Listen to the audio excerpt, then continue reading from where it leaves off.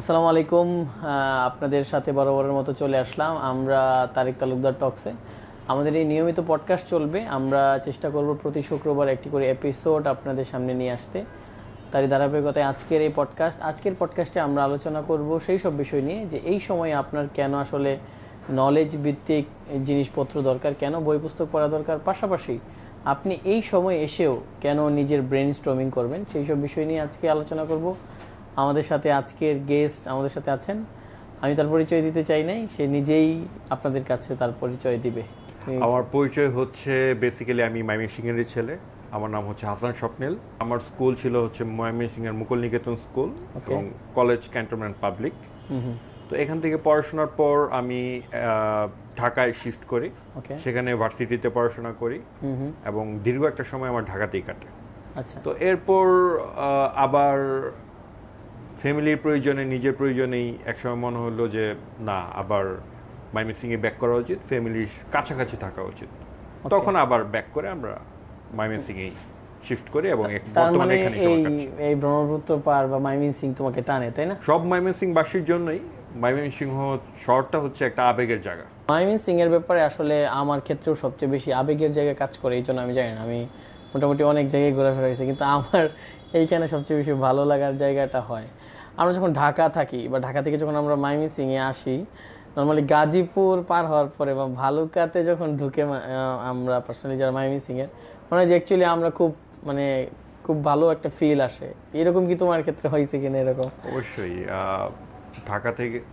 ঢাকা থেকে আসার সময় নর্মালি যখন আসি তখন বেসিক্যালি ঈদের সময় প্রচন্ড পরিমাণে জ্যাম থাকে। তখন যখন এই ভালুকাটা পার হই, বিশাল বইলর, তখনই একটা ঘ্রাণ, ময়মনসিংহের যে ঘ্রাণ, এই ঘ্রাণটা কিন্তু খুবই আবেগ কাজ করে। সেই জন্য আমি দেখছি যে মোটামুটি ময়মনসিংহের সবাই মানে ময়মনসিংহ কেন্দ্রিক কিছু করতে চায় বা ময়মনসিংহে থাকে।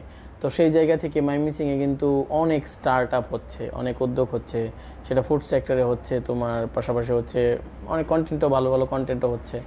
তো সেই জায়গা থেকে তোমার কি মনে হয় যে সেটা কতটুকু মানে কোয়ালিটিফুল হচ্ছে কিনা, বা আরও পড়াশোনার জায়গা ইমপ্রুভ করার দরকার আছে কিনা, তোমার কাছে কি মনে হয় ব্যাপারগুলো? ক্রিয়েটিভ কাজের ব্যাপারটা যদি আমি একটু বলি, লাইক হচ্ছে যে তুমি পাঠগৃহের কথা বললা, যে তুমি একটা ক্যাফে খুলছো যেখানে নিজের মতো করে তুমি বই ইন্ট্রোডিউস করছো জনগণের জন্য। তো আমাদের যে শহরটা একেবারে ছোট একটা শহর, তো এখানে আমরা দেখা গেছে যে বেস্ট বাইট একটা ফাস্টফুডের দোকান ছিল, যার মাধ্যমে আমরা প্রথম ফাস্টফুড চিনছি। যে আমরা ভাবতাম যে হোটেল খাবার মানে হচ্ছে বাইরে হোটেল, এখানে মানুষ যাবে দুপুরে হয়তো ভাত খাবে বা বিরিয়ানি খাবে, এই টাইপের কিছু একটা। তো বেস্ট বাইট হওয়ার পর প্রথম আমরা বুঝলাম যে না, বাইরে নাস্তা খাওয়া যায়, বার্গার খাওয়া যায়, পিৎজা খাওয়া যায়, বেস্ট বাইটের যে পিৎজাটা। তো এইভাবে আস্তে আস্তে ময়মনসিংহে ওই ফিউশনটা আস্তে আস্তে ঢুকলো, যে ফুডের যে ফিউশনটা। তো এভাবে আস্তে আস্তে মানে আগে যেটা ছিল যে জাস্ট মানুষ বাইরে যাবে খাবে, কিন্তু এখন সেই বিষয়টার ভিতরে কিন্তু আস্তে আস্তে ক্রিয়েটিভিটির ব্যাপারগুলো ঢুকতেছে।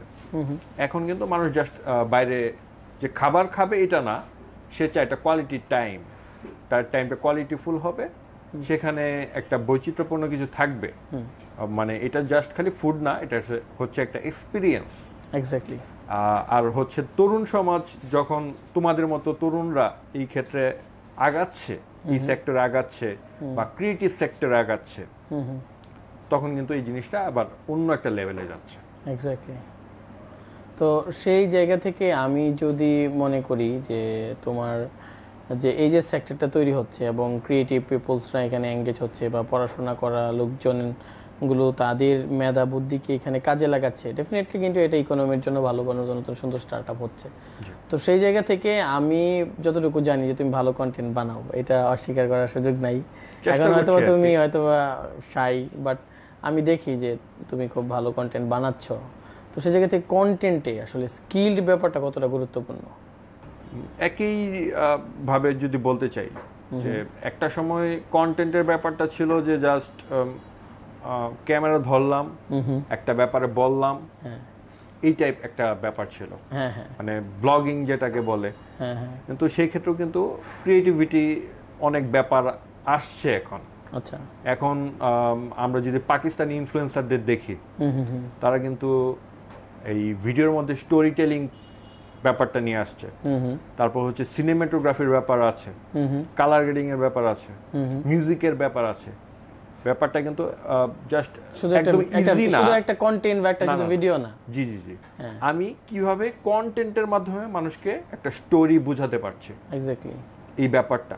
তো সেক্ষেত্রে কিছুটা স্কিল কিন্তু অবশ্যই এইটার জন্য আমি তোমার সাথে অ্যাড করি যে নাচ ডেইলি ভিডিও তুমি দেখছো কিনা আমি না, 1 মিনিট, সে 1 মিনিটের স্টোরি নিয়ে বলতো, লাইক এটা কিন্তু তোমার ইউটিউবের শর্টস আসার আগেই, ফেসবুকের এরকম রিলস আসার আগে থেকেই সে কিন্তু 1 মিনিটের ভিডিও বানাতো। সে এন্ট্রোতে বলতো যে that's 1 minute, see you tomorrow. মানে 1 মিনিটের ভিতরে কিভাবে একটা গল্প বলা যায়, অনলি 60 সেকেন্ডস। এবং এই কনসেপ্টটা কিন্তু খুব বুম। এবং তুমি যদি খেয়াল করো যে টিকটক নিয়ে হয়তো আবার অনেকের অনেক খারাপ কিছু চিন্তা ভাবনা থাকতে পারে যে না TikToker what ever it is, but টিকটকের যে অ্যালগোরিদম এটা এমন ফাস্টার, লাইক তুমি ধরো যে লাইভে প্রোডাক্ট সেল করা, এই কনসেপ্ট কিন্তু আসছে চায়না থেকে, টোটালি চাইনিজরা টিকটকে। এবং তুমি দেখবা যে চায়না, আমেরিকা, এখানে কিন্তু প্রচুর টিকটক ইউজ হয়। তো এবং গ্যারি ভের মতো ইনফ্লুয়েন্সাররাও টিকটকে কিন্তু খুবই ভালো প্রমোট করছে। তো আমি এখানে যে জিনিসটা মেনশন করতে চাচ্ছি যে কন্টেন্ট যে শুধু অনেক বড় বড় ভিডিও বানালাম, অনেক সময় নিয়ে এডিট করলাম, ব্যাপারটা কিন্তু এরকম না। এখানে কিন্তু 1-1.5-2 মিনিটের ভিতরেও নিজের যে ফিলিংসের জায়গাটা সেটা কিন্তু সহজেই বলা যায়। আসলে বেসিক্যালি কি মানে সোশ্যাল মিডিয়ার ব্যাপারটা হচ্ছে যে প্ল্যাটফর্মটা কিন্তু হয়তো আলাদা আলাদা প্ল্যাটফর্ম আছে, ইউটিউব, টিকটক, ইনস্টা, অনেক ধরনের প্ল্যাটফর্ম আছে। এখন প্ল্যাটফর্মটা কিন্তু ফেক না, এখানে দেখা যাচ্ছে যে টিকটকের মাধ্যমে কিন্তু ভালো একটা কন্টেন্ট তৈরি করা পসিবল, এখানেও একটা ভালো মেসেজ দেওয়া পসিবল। এখন সেই জিনিসটা, এই প্ল্যাটফর্মটা আমরা কিভাবে ইউজ করছি, এটাই কিন্তু মেজর ফ্যাক্ট। এক্স্যাক্টলি।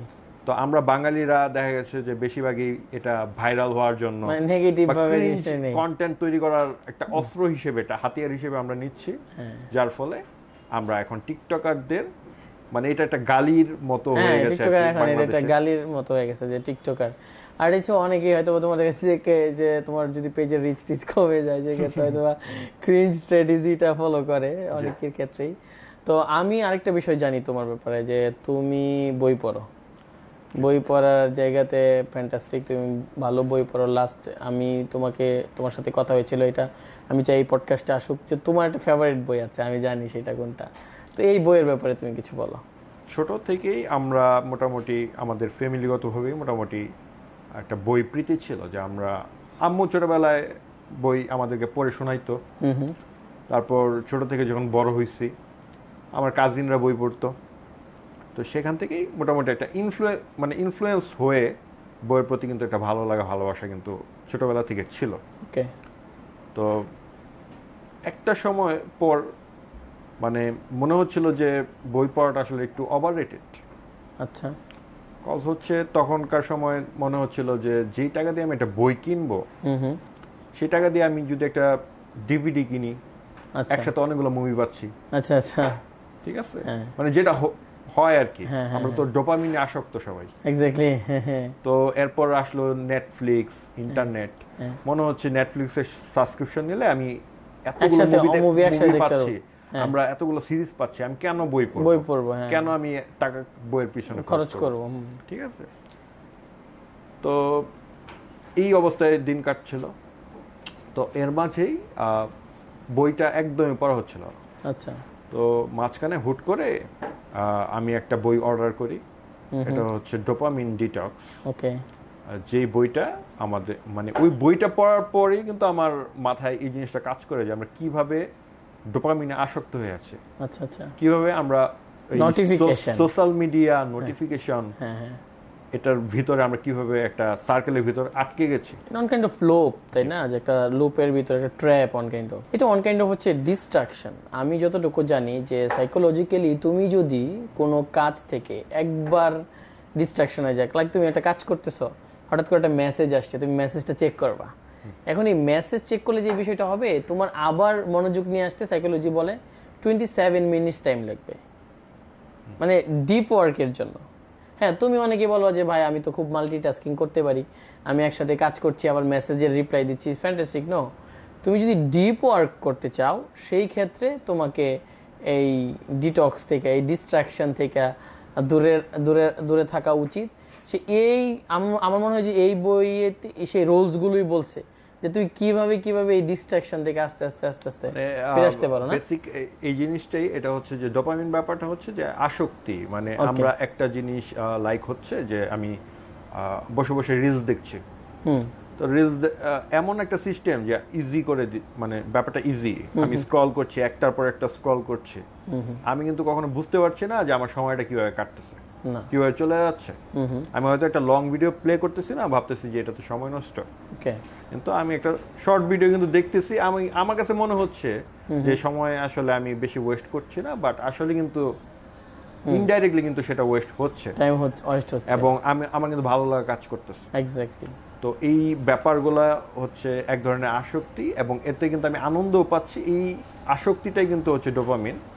এবং এটা থেকে আমরা কিভাবে, মানে এই আসক্তিটা থেকে কিভাবে আমরা নিস্তার পেতে পারি, এটার একটা স্টেপ বাই স্টেপ একটা ওয়ে এই বইয়ে তুলে ধরা হয়েছে। তার মানে হ্যাঁ, এই বই তো তাহলে অনেক গুরুত্বপূর্ণ। আমার মনে হয় যে ইয়াংদের জন্য এটা মনে হয় অনেক গুরুত্বপূর্ণ বই, আমার কাছে যতটুকু মনে হয়। অবশ্যই, তাই না? অবশ্যই। তো এই বইটা পড়ার পরে কিন্তু আমি এই ব্যাপারটা উপলব্ধি করতে পারি যে সবাই আসলে একটা আসক্তির ভিতরে চলে গেছি। লাইক হলো যে আমার ফ্যামিলির সাথে আমরা সবাই কথা বলতেছি বা বাসায় স্টে করতেছি, সবাই কিন্তু ফোন চাপতেছি, পাশাপাশি বিছনায় দুইজন শুয়ে আছি, দুইজনেই আলাদাভাবে ফোন চাপতেছি।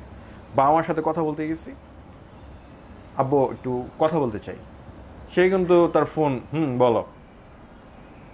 মানে আমার মনে হয় প্রতিটা ফ্যামিলিতেই একই স্টোরি চলতেছে এখন। এটা তো খুব মারাত্মকভাবে সামাজিকভাবে